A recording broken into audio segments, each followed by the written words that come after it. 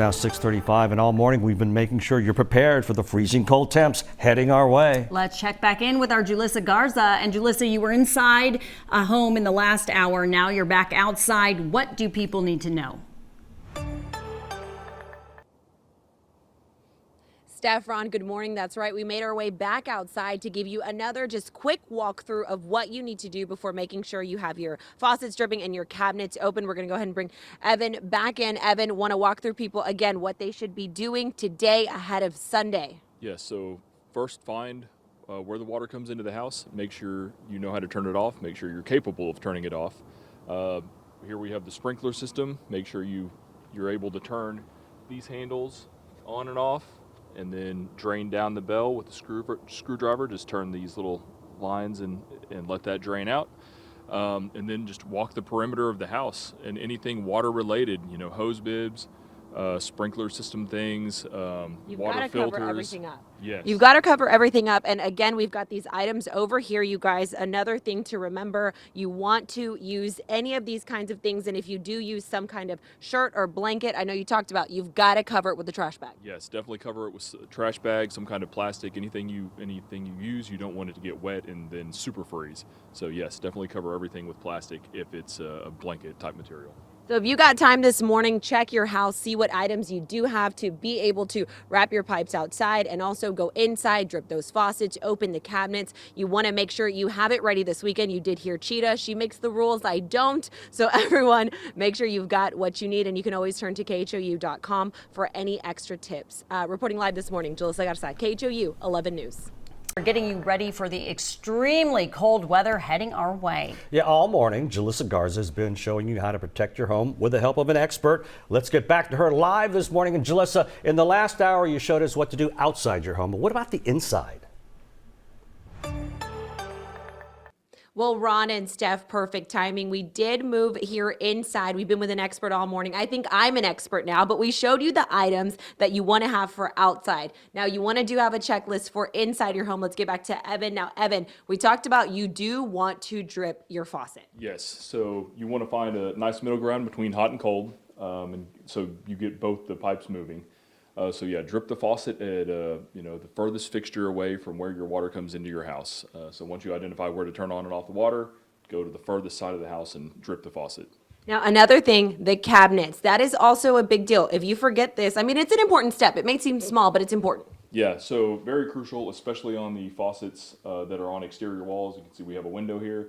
So the pipes are in this exterior wall. So you'll want to open up the cabinets and just let the warm air from the house go in there as well. Kind of the same thing with the attic. You want to pull down your attic and maybe just wedge a shoebox in there to keep it open and let a little bit of warm air flow up there as well. Why is it so vital to do this? This is just as important as wrapping your pipes outside.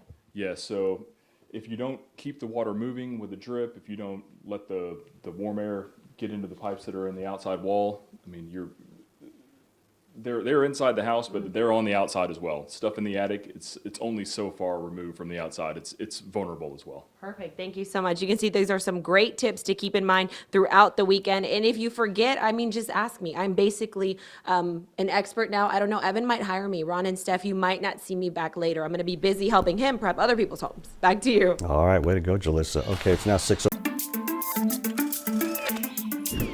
Why do you not have to run to the store to get your house ready for winter weather? Preparing for the cold doesn't always mean you have to shell out big bucks at a home improvement store. There are some simple fixes you can do right now with items you already have. First, grab some towels. A rolled up towel can double as a draft stopper. Place them at the bottom of doors and windows to block cold drafts from making their way inside. You can also use extra blankets to hang over any drafty windows. Another cheap option is to check your vents. Make sure they're not being blocked by any furniture to increase your heater's efficiency. And while you may see some people online suggest closing doors or vents in unused rooms, HVAC experts say that doesn't work. Instead of saving heat, it actually makes your HVAC system work harder, increasing costs and possibly causing damage. Also, Look up at your ceiling fan. We use them to keep cool in Houston, but they can also help you stay warm. Ceiling fans come with summer and winter settings. In the winter, they should rotate clockwise at a low speed. That will create an updraft, pushing warm air near the ceiling back down into the living space. With the Y, I'm Rekha Muttaraj.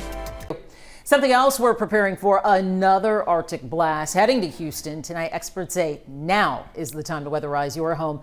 But if you do find yourself in a last-minute bind, our Michelle Choi spoke with an expert about simple cold weather hacks you can use to protect your pipes from the freezing temperatures. Yeah, all the items you're about to see are things you can easily find inside your home. That includes towels, pool noodles, and even styrofoam cups. Experts say can all be used to cover up those exposed pipes. So here's an outside riser. Now the one thing that we're definitely going to do, we're going to disconnect this water hose. You do not want your water hose connected. John Eccles with Nick's Plumbing and Air Conditioner knows a thing or two about pipes. I've been in the business right at 24 years. The two most important areas he says you should focus on are the outdoor faucets and the irrigation backflow. Those are normally the first items that get hit the hardest because they're open to the elements. And while he recommends you call in an expert or buy pipe protecting products, if you do find yourself scrambling, he says simple household items like these can come in handy, like using a pool noodle as a makeshift pipe insulator. You can literally cut this at length and tape it just like this is, right? And it'll almost mirror the exact same thing. A towel can also work. Standard bath towel is, it's as simple as it sounds. We're just gonna wrap it around, right? And we're gonna carry it all the way up, nice and tight. We'll get some duct tape out of the garage later on. We'll make sure this stays nice and fixed. Once we do that, we'll take a nice trash bag so we can keep it weather tight, get it over the whole area. No faucet cover? Try a styrofoam cup. Keeps the weather off of it. Again, not the best recommendation from a professional plumber, but in a pinch, it will work. He says just make sure you wrap it first with a towel for extra insulation. As for those of you with a sprinkler system, it's easy to take care of and a lot of people don't. Eccles says don't be intimidated when it comes to draining your irrigation backflow. All you have to do is follow 3 easy steps. It's as simple as turning these 2 valves off, like that, and these are test ports. You take a flathead screwdriver, standard flathead screwdriver, we're gonna put it in, and we're gonna make sure it's drained. He says you should also wrap any exposed areas on those pipes as well. Now, if you really want to go that extra mile and make sure your pipes never freeze or break, John says the foolproof method is to shut off your water and drain your entire system. But he says that's only necessary in extreme situations. Back to you.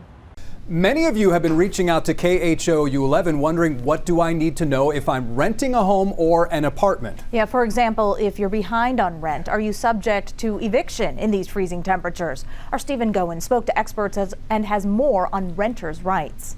During a freeze, the last thing you'd want to happen is to get kicked out of your home. But what if you're facing an eviction? Can your landlord or property manager legally evict you when there are freezing temperatures outside?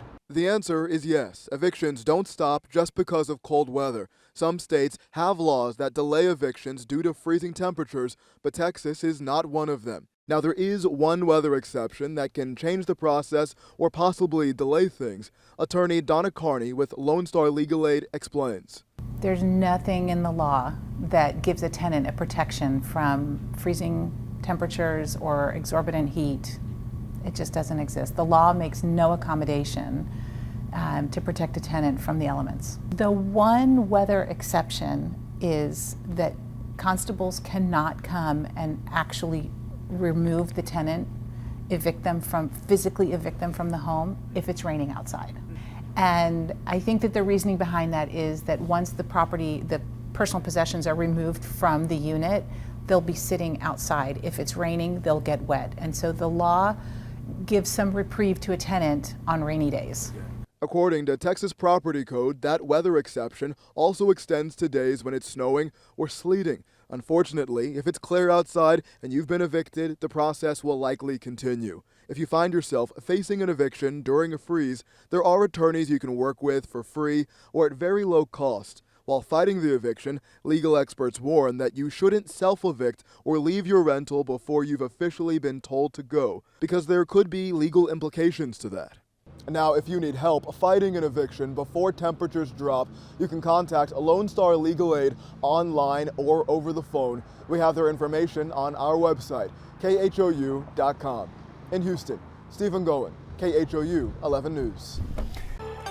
Welcome back. All morning we are preparing you for the cold weather, and right now there are some things you can do to prepare your vehicle. First, make sure your vehicle is fit to get in on the roads. That means checking your battery and tires. As we have seen, some elevated bridges and flyovers have ice, so plan your route to avoid them. Also, while you are driving, keep some distance between you and the other vehicles. And if you happen to run into icy conditions, here is a step-by-step guide on what to do from a driving instructor. Step 1, stay calm, keep the wheel straight. Step 2, try not to make any sudden movements with the brake or the steering wheel. And step 3, if you do make a sudden movement and the car starts sliding, steer into the direction of the skid and the direction you want the car to go. Yeah, ease up on that accelerator. And we have covered everything for you that you need to know ahead of the freezing weather. Just text the word freeze to 713-526-1111 and we will send you some helpful links. Back to you at the desk. So with the winter storm coming, you're going to want to check your tires now. Don't wait till it's here. Brad Coleman is the owner of Safeway Driving here in Houston. He says when driving in winter weather, the first thing you want to do is check to see what kind of tires you have. I think that's one of the most dangerous things of winter driving here in Houston especially is people don't think about their tire compound. We have a lot of people running summer tires. They're not made for temperatures below 45 degrees. The compound gets very hard and you start sliding across the pavement, whether there's ice or not. Once on the road, Coleman says it's important to go slow and really be extra careful to leave a lot more space than you're used to other cars around you. And when it's time to slow down, you're going to have to slow down a lot sooner. He says double your braking distance if there's snow on the road. When it comes to driving in icy conditions, he says it's important to be extra cautious on bridges and overpasses, which freeze faster. And if you do run into an icy patch, here's a step-by-step guide on what you should do. Step 1, stay calm, keep the wheel straight. Step 2, try not to make any sudden movements with the brake or the steering wheel. And step 3, if you do make a sudden movement and the car starts sliding, steer into the direction of the skid and the direction you want the car to go.